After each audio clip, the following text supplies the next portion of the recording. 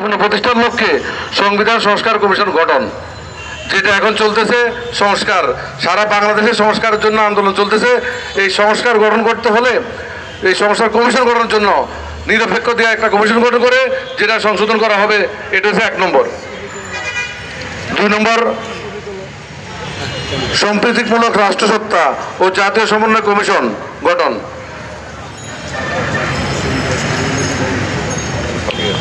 তারপর 3 নম্বর, অবাধ, সুষ্ঠু ও নিরপেক্ষ নির্বাচন অনুষ্ঠানের লক্ষ্যে নির্বাচনকালীন দল নিরপেক্ষ তত্ত্বাবধায়ক সরকারের ব্যবস্থা পুরো পরিবর্তন। এটা 18 কোটি মানুষ জনগণের আকাঙ্ক্ষা ছিল।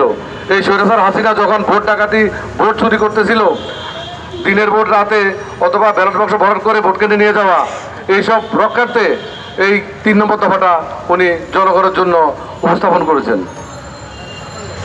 4 নম্বর, আইনসভা, মন্ত্রিসভা, রাষ্ট্রপতি, প্রধানমন্ত্রী ও বিচার বিভাগের মাঝে ক্ষমতার ভারসাম্যতা প্রতিষ্ঠা। প্রত্যেকটা সংগঠনের যেন তাদের নিজস্ব স্বাধীনতা থাকে। হাইকোর্ট বলেন, জজ কোর্ট বলেন, সুপ্রিম কোর্ট বলেন, কিংবা যে কোনো কমিশন বলেন, সব মুজিব কোর্টের মধ্যে ঢুকে গেছে। এই মুজিব কোর্ট থেকে উত্তরণের জন্য, এই 18 কোটি জনগণের মুক্তির জন্য এই 4 নম্বর দফাটা উনি ঘোষণা করেছেন। 5 নম্বর, প্রধানমন্ত্রীর দায়িত্ব পালনের সময়সীমা ঊর্ধ্ব পরপর 2 মেয়াদ।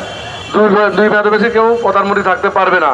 তাইলে দেশে আর স্বৈরতন্ত্র থাকবে না, একনায়কতন্ত্র থাকবে না, বাকশাল থাকবে না।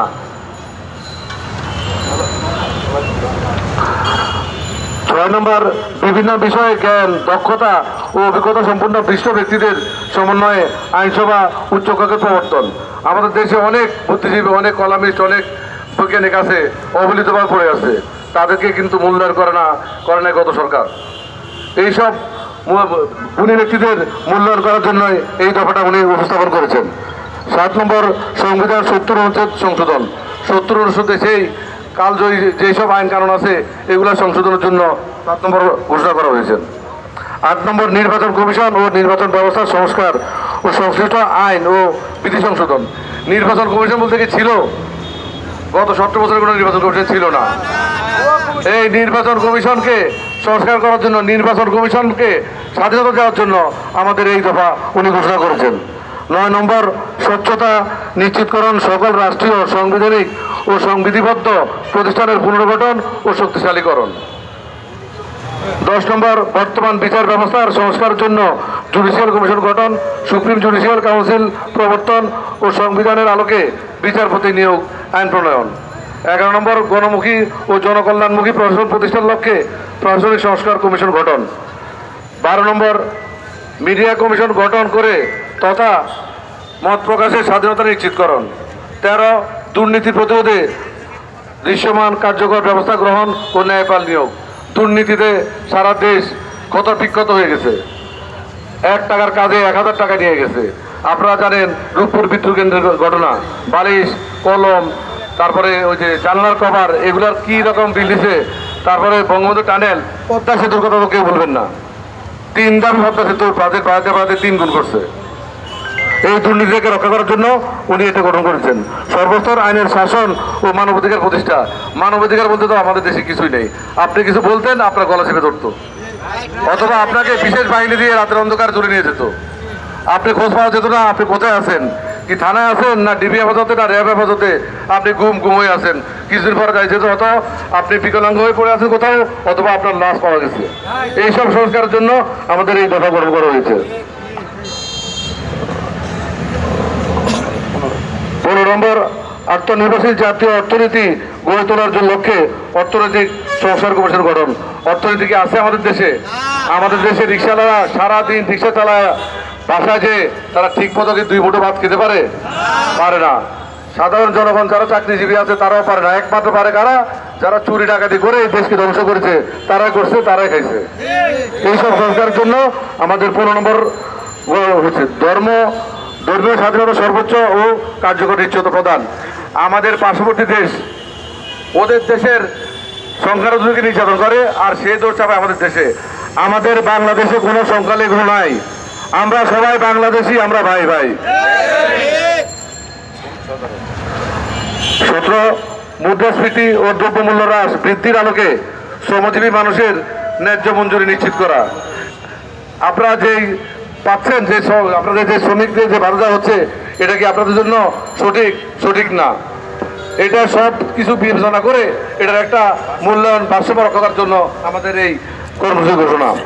18 প্রাকৃতিক সম্পদ আহরণ এবং নবায়নযোগ্য মিশ্র জ্বালানি ব্যবহারে অগ্রাধিকার দিয়ে বিদ্যুৎ জ্বালানি ও খনিজ খাত আধুনিকরণ। আপনার গ্যাস আছে, গ্যাস নাই, গ্যাস লাইন আছে, গ্যাস নাই, অথচ আমাদের দেশে গ্যাসের খনি। তাহলে আমরা কেন গ্যাস তেল এইসব আমরা কষ্ট করব? এইসবের জন্য এই দফাটা ঘোষণা করা হয়েছে। জাতীয় স্বার্থের অগ্রাধিকার নিশ্চিত করে বৈদেশিক সম্পর্ক উন্নয়ন। আমরা কারো গোলাম হতে চাই না, আমরা কারো প্রভুত্ব মানব না। আমাদের বন্ধু আছে, কোনো প্রভু নাই, এরা আমাদের দেশ নেত্রী বেগম খালেদা জিয়া সবসময় বলে। তো এই বেড়ার জন্য আমাদের এই দফা। 20 প্রতিরক্ষা বাহিনীর অধিকতর আধুনিকায়ন ও সক্ষমতা বৃদ্ধি এবং সকল বিতর্কের ঊর্ধ্বে রাখা। 21 প্রশাসন ও সেবা বিকেন্দ্রীকরণের লক্ষ্যে স্থানীয় সরকার প্রতিষ্ঠানগুলোকে স্বশাসিত ও ক্ষমতাবান করা। 22 শহীদ মুক্তিযোদ্ধাদের রাষ্ট্রীয় মর্যাদা ও স্বীকৃতি প্রদান। মুক্তিযোদ্ধা না, বহুত মুক্তিযোদ্ধা সার্টিফিকেট আছে। 71 সালে জন্ম হয় নাই, কিন্তু তিনিও মুক্তিযোদ্ধা, যেহেতু আমরিকের মধ্যে ঢুকছে। ওখানে ওদের কাছে একটা মেশিন আছে, ঢুকলে মুক্তিযোদ্ধায় বাইর হয়, আর যদি বের হয় ওটা রাজাকার হয়ে যায়।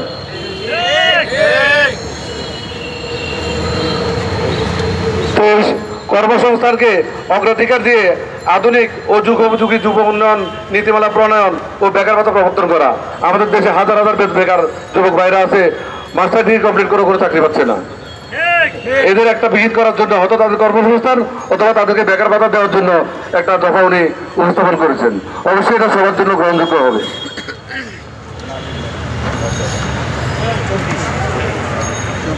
24 নারীর মর্যাদা সুরক্ষা ও ক্ষমতায়নের যথাযথ পদক্ষেপ গ্রহণ করা।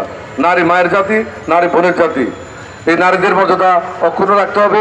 এই গত সরকারে নারীদেরকে যেভাবে যৌন নির্যাতন করেছে এটা সারা দেশবাসী জানে, সারা বিশ্ববাসী জানে। এই নারীদেরকে মর্যাদা রক্ষার জন্য, মর্যাদা দেওয়ার জন্য এবং তাদের সক্ষমতা যেখানে তাদের যুগোপযোগী তাদেরকে উপাদান বা তাদেরকে কর্মসংস্থান করা যায়, সেই লক্ষ্যে আমাদের এই কর্মসূচি। এবং 24 নম্বরটা নারীদের জন্য। 25 চাহিদা ও জ্ঞানভিত্তিক শিক্ষা ব্যবস্থা বাস্তবায়নের মাধ্যমে ভবিষ্যতের চ্যালেঞ্জ মোকাবিলায় সক্ষম শিক্ষিত জনগোষ্ঠী গড়ে তোলা। যেটা জিয়া রহমান ছিল, আমাদের শহীদ রাষ্ট্রপতি জিয়া রহমান করেছিল ওই যে গণস্বাক্ষর কর্মসূচি। এই গণস্বাক্ষর থেকে কিন্তু শিক্ষাটা শুরু হয়। যখন আপনি আপনার স্বাক্ষর দেওয়া শুরু করবেন, তাহলে আস্তে আস্তে আপনি পড়ালেখা করতে পারবেন, এটার কোনো বয়স লাগে না। 26 সবার জন্য স্বাস্থ্য ও সর্বজনীন চিকিৎসা ব্যবস্থা কার্যকর করা। প্রাথমিক ও প্রতিরোধমূলক স্বাস্থ্যসেবা নিশ্চিত করার লক্ষ্যে পর্যাপ্ত সংখ্যক প্রশিক্ষিত নারী ও পুরুষ পল্লী স্বাস্থ্যকর্মীর ব্যবস্থা করা এবং সংক্রামক ও অসংক্রামক রোগের চিকিৎসা, শিক্ষা ও গবেষণা সুবিধা নিশ্চিত করা। ছোটবেলায় আমরা দেখছি গ্রামের ডাক্তার একটা মিক্সার বানাই দিলে কিন্তু আমাদের ওষুধ ভালো হয়ে যেত। এখন সেই চিকিৎসা নাই, এখন চলে গেছে একটা ডাক্তারের ভিজিট নিচে 1000 উপরে 2000 3000 পর্যন্ত আছে, আপনারা সবাই জানেন। একটা গরিব মানুষের পক্ষে এটা সম্ভব না। যদি একজন গ্রাম্য চিকিৎসক ভালো মতো তাকে শিক্ষা দিয়ে গ্রামে পাঠানো হয়, তাহলে গরিব দুঃখী মানুষের চিকিৎসা খুব সুন্দরভাবে এবং স্বল্প খরচে হবে। 27 কৃষকের উৎপাদন ও বিপণন সুরক্ষা দিয়ে কৃষি পণ্যের ন্যায্য মূল্য নিশ্চিত করা। আমরা কৃষি প্রধান দেশ, এই কৃষকের জন্য আমাদের বাংলাদেশ বেঁচে আছে। এই কৃষকদের সহযোগিতা করার জন্য এই দফাটা উপস্থাপন করা হয়েছে। 28 সড়ক, রেল, নৌপথের আধুনিকায়ন ও বহুমাত্রিক যোগাযোগের ব্যবস্থা প্রতিষ্ঠা করা। সড়ক বা রেল বলে যেটা বলেন, কোথাও কোনো শৃঙ্খলা নাই, সব বিশৃঙ্খলা। আজকে রাস্তায় যানজট দেখেন, রাস্তায় বাস চলাচল করে, তাদের কোনো শৃঙ্খলা নাই। ট্রেন চলে, ট্রেনের সময়সূচি কোনো ঠিক মতো চলে না, জাহাজ লঞ্চ চলে, কোনো সময়সূচি ঠিক নাই। এই জন্য মানুষের দুর্ভোগ হয়। মানুষের দুর্ভোগ দূরীকরণের জন্যই আমাদের এই দফাটা উপস্থাপন করা হয়েছে। 29 জলবায়ু পরিবর্তন জড়িত সংকট ও প্রাকৃতিক দুর্যোগ মোকাবেলায় কার্যকর পদক্ষেপ ও নদী শাসন ও খাল খননের উদ্যোগ গ্রহণ করা। খাল খননের উদ্যোগটা প্রধান, যেটা জীবন করছিল খাল খনন। এখন খাল খনন করবে কি? খাল সব ভরাট করে সব দখল করে নিয়েছে আওয়ামী লীগের লোকজন। এগুলো উদ্ধার করতে হবে, এগুলো পুনর্খনন করতে হবে, তাহলে বন্যা হবে না। একটু বৃষ্টি হলে ঢাকা শহর ডুবে যায়, কারণ পানি নামার জায়গা নাই। পানি নামবে কোন জায়গা দিয়ে, ওই জায়গাটা বন্ধ করে দিয়েছে। সুতরাং এইসব পুনরুদ্ধারের জন্য আমাদের এই দফা উপস্থাপন করা হয়েছে। 30 তথ্য ও যোগাযোগ প্রযুক্তি, মহাকাশ গবেষণা এবং আণবিক শক্তির উন্নয়ন ও সর্বোত্তম ব্যবহার নিশ্চিত করা। সারা বিশ্ব এখন ডিজিটাল যুগ, এখন সব ডিজিটালভাবে চলতেছে, এইসব ব্যাপারে আমরা অনেক পিছিয়ে আছি।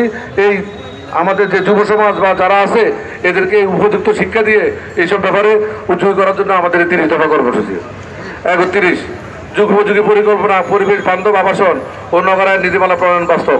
আপনারা দেখেন এই বাংলাদেশের রাজধানী ঢাকা বিশ্বের অন্য কোথাও কিন্তু এত এইভাবে অত নম্রতাভাবে বিশ্বের 1 নম্বর দূষণমুক্ত দূষণ দেশ হিসেবে আমাদের ঢাকা শহর। এই দূষণমুক্ত এবং পরিবেশ বান্ধব শুধু ঢাকা না, সারা বাংলাদেশে এই আবাসন ব্যবস্থা সুন্দর করার জন্য 31 দফা আমাদের কর্মসূচি ঘোষণা করা হয়েছে। এটু মোট 31 দফা রাষ্ট্র কাঠামো মেরামতের জন্য আমাদের ভারপ্রাপ্ত চেয়ারম্যান তারেক রহমান বিএনপি কর্তৃক এই ঘোষণা করেছেন। এটা আমরা মাসব্যাপী আমাদের জিয়ামঞ্চ কেন্দ্রীয় কমিটির পক্ষ থেকে শুরু করেছি। গতকালকে আমরা ঢাকা মহানগর উত্তর সৌজন্যে মোহাম্মদপুরে শুরু করেছি, আজকে দক্ষিণ সৌজন্যে আমরা বিএনপি কেন্দ্রীয় কার্যালয় থেকে প্রেস ক্লাব হয়ে আবার কেন্দ্রীয় কার্যালয়ে যাব।